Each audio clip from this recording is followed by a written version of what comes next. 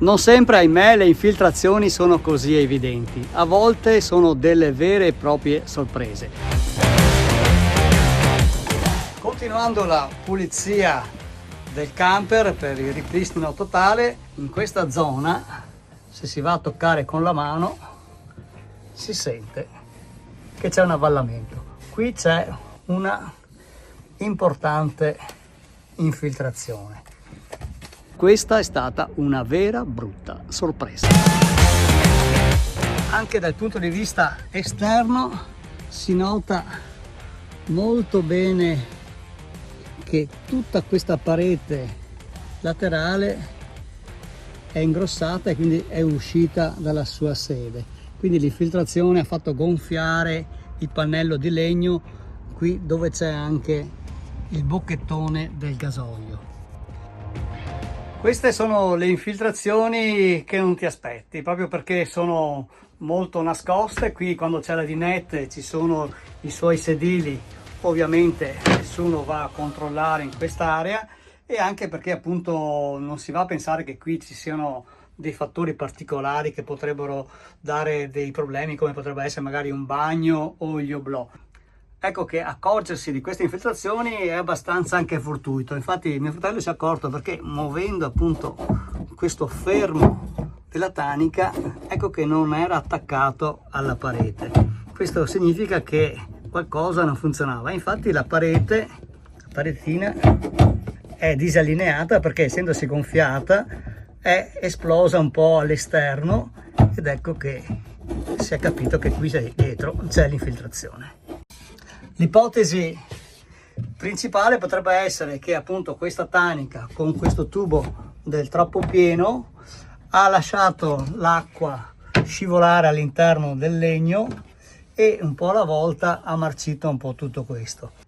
Ovviamente bisognerà togliere completamente la tanica dell'acqua e capire bene anche qui sotto com'è la situazione. La tanica principale, che è dall'altra parte della dinette, è questa qui, e sembrerebbe anche tutto a posto dal punto di vista delle eventuali infiltrazioni. Qui il legno è bello solido, anche qui sotto suona bene, non ci dovrebbero essere problemi.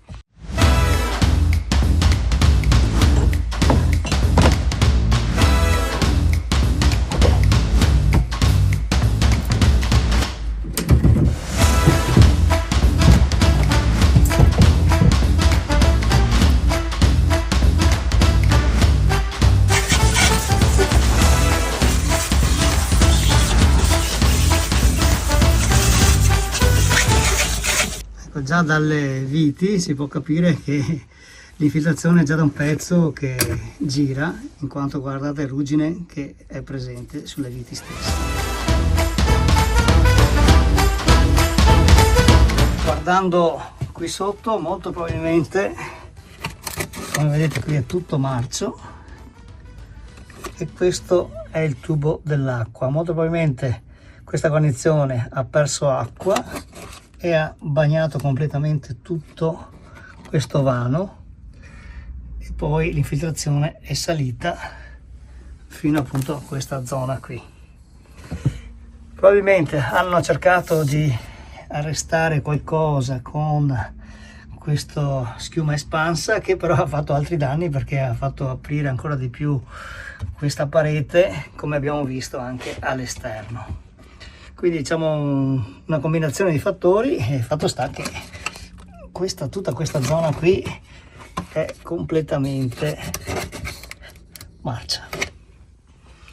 Per toglierla non è semplice, perché bisognerà togliere tutta questa struttura di ferro della dinette che è agganciata anche alla parete, la paratia divisoria con l'abitacolo del camper stesso.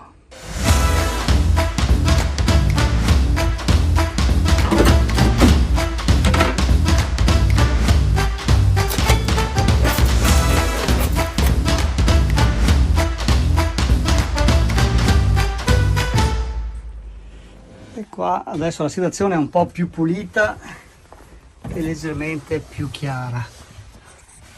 Anche qui dove c'è il tubo del gasolio, come vedete, anche qui tutto l'attacco è abbastanza compromesso. Tutto il legno qui è marcio e poi sale fino a questo travetto qua, e da questa zona in poi inizia ad essere abbastanza sana.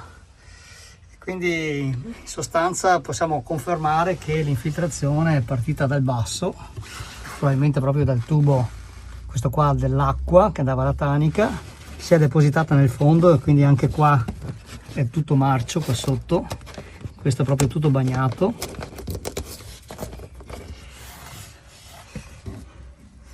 E tutta questa zona, quindi una spiacevole sorpresa.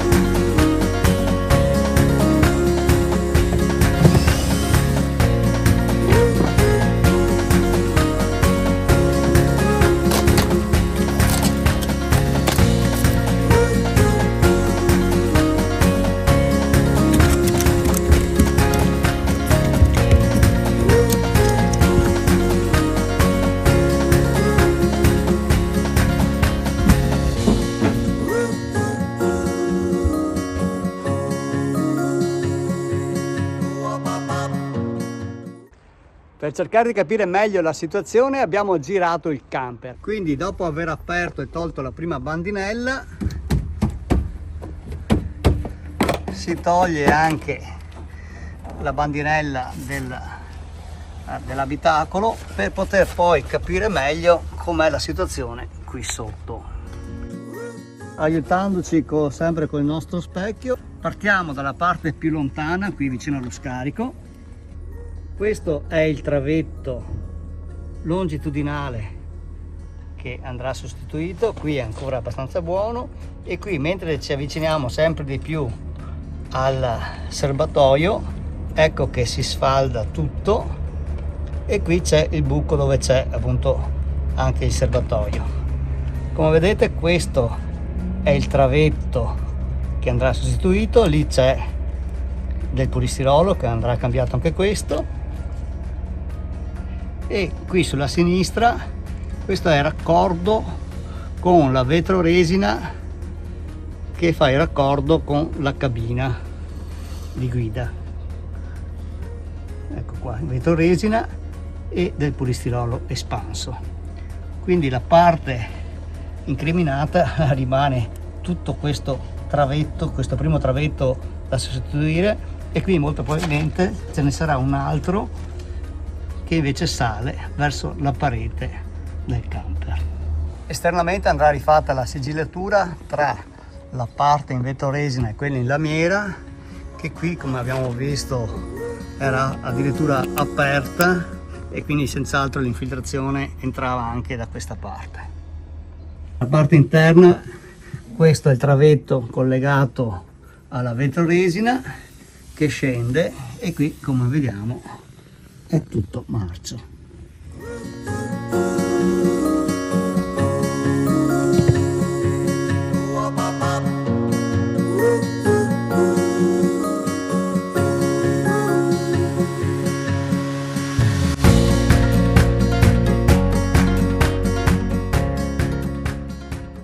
È ormai sera, adesso esternamente si vede molto bene la pancia che aveva fatto la lamiera a causa appunto del travetto marcio che adesso è stato tolto. In sostanza tutto il travetto che era qui sotto è stato tolto completamente, insieme ovviamente a quello che c'era qui in altezza, che era questo marcio che è stato tolto e andrà sostituito. Ma andiamo a vedere dentro com'è la situazione. Questa qui è la lamiera che abbiamo visto anche prima, è stato tolto ovviamente la parte marcia dei legni trasversali qui, questo pezzo di travetto che va fino in fondo. Ecco, questo travetto qua, questo qua grande, andrà tolto completamente. Il travetto che era qua, che era marcio, a questa altezza è stato tagliato ed è stato tolto completamente. Verrà sostituito e verrà reinserito uno nuovo, e così la lamiera poi verrà di nuovo portata nella sua sede originale. Man mano che i travetti vengono tolti, Dennis li rifà al momento, così da avere subito il pezzo, diciamo, di ricambio pronto. In questo caso questo sarà il travetto che andrà al posto di quello vecchio, con il foro anche per il tubo del gasolio.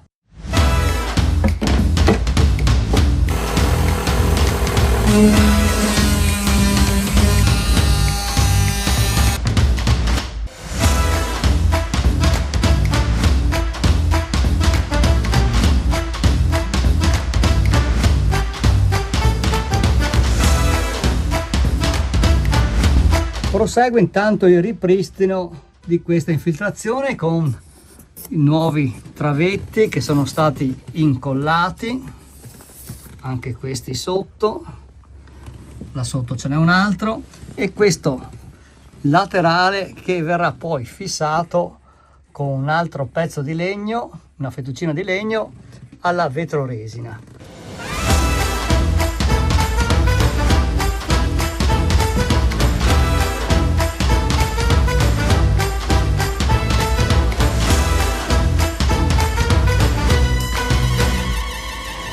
Procedendo con questa operazione, la parete è tornata bella allineata e abbiamo quindi rifatto una nuova sigillatura.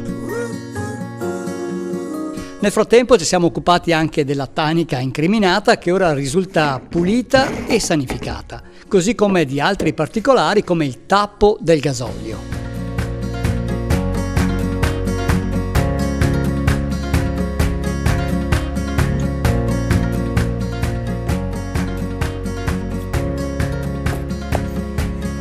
Una volta rifatta anche la coibentazione con del nuovo polistirolo espanso, non ci resta che applicare dei nuovi fogli di compensato.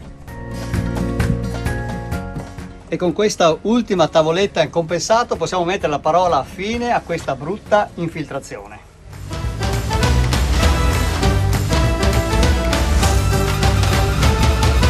Bene, se il video vi è piaciuto mettete un bel mi piace, continuate a scrivermi, a commentare e mi raccomando, se non l'avete ancora fatto, iscrivetevi al mio canale.